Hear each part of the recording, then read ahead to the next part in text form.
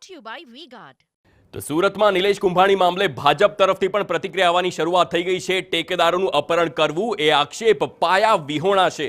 કાયદાકીય ફોર્મમાં ક્ષતિ હોવાના કારણે ફોર્મ રદ કરાયું છે। તમામ પાસાઓને ધ્યાનમાં લઈને રિટર્નિંગ ઓફિસરે નિલેશ કુંભાણીનું ફોર્મ રદ કર્યું છે।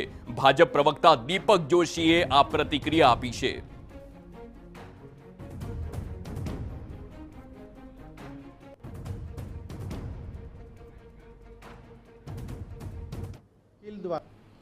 કાયદાકીય રીતે જોવા જઈએ તો ફોર્મની અંદર ક્ષતિ હતી અને તેના આધારે ભારતીય જનતા પાર્ટીના ઉમેદવાર મુકેશભાઈ દલાલના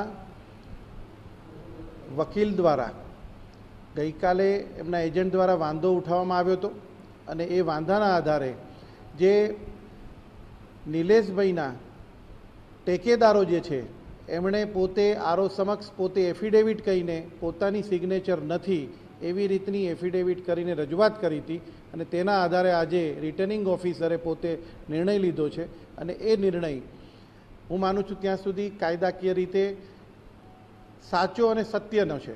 કારણ એટલા માટે છે કે જે સુપ્રીમ કોર્ટનું પણ જજમેન્ટ છે એના આધારે એમણે પોતે ટાંકીને આ ચુકાદો આપ્યો છે અને એમની ઉમેદવારી ફોર્મ જે છે એ રદ કરવામાં આવ્યું છે।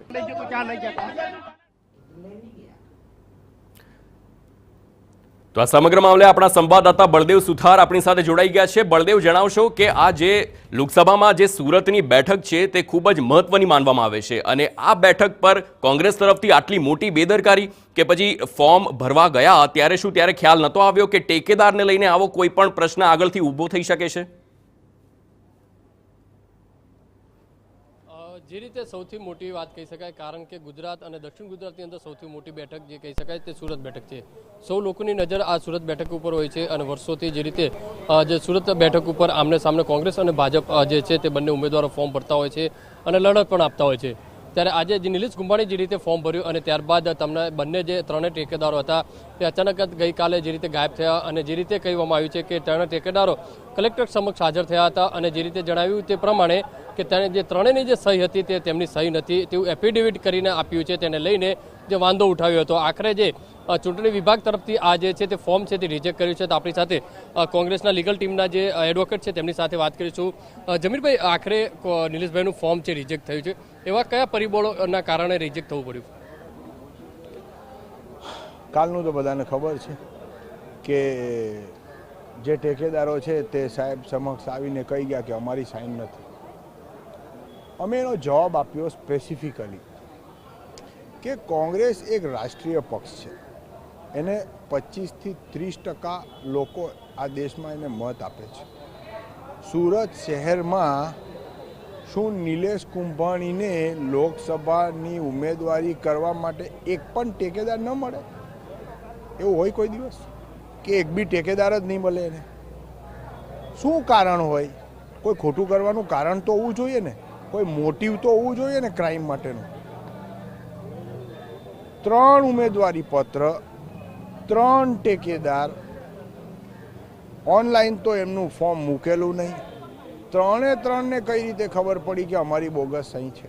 અને પછી 3 વ્યક્તિઓ 3 ટેકેદાર એક જ ટાઈપિસ્ટને ત્યાં જઈને ટાઈપ કરાવે અને પછી 3 ભેગા મળીને એક જ સ્ટેમ્પ વેન્ડરને ત્યાં જઈને સ્ટેમ્પ લે અને પછી 3 ભેગા થઈને એક જ નોટરીને ત્યાં જઈને નોટરી કરાવે। તો આ કોઈ સંજોગ નથી, આ બધી ગોઠવણ છે। જમીરભાઈ, આખરે કલેક્ટર તરફથી શું હુકમ કરવામાં આવ્યો છે, શું ટાંકવામાં આવ્યું છે? એક લાઈન છેલ્લી વાંચી છે, એમાં નોમિનેશન રદ કર્યું છે, બસ બીજું બધું વાંચવાનું બાકી છે। તો નિલેશભાઈની બેદરકારી કહી શકાય કારણ કે અથવા તો કોંગ્રેસની, કારણ કે જ્યારે ફોર્મ ભરવામાં આવતો હોય છે આટલી મોટી ગંભીરતા કહી શકાય, પોતાના જ સગા સંબંધીઓને ટેકેદાર રાખ્યા છે તો ભવિષ્યમાં નુકસાન થઈ શકે છે કોંગ્રેસને, તો એ બાબતે કોઈ ધ્યાન નહીં આવ્યું? અરે હું શું મારા માણસોને કિડનેપ કરીને રાખું, ઘરમાં પૂરીને રાખું? હોતું હોય એવું કોઈ દિવસ? હું મારા વિશ્વાસુ માણસોને હું બંધક બનાવીને રાખું? આવું હોય કોઈ દિવસ? કોંગ્રેસથી ભૂલ થઈ ગઈ? ના, સાની ભૂલ થઈ છે? આ કાવતરું બીજા પક્ષ તરફથી કરવામાં આવ્યું છે।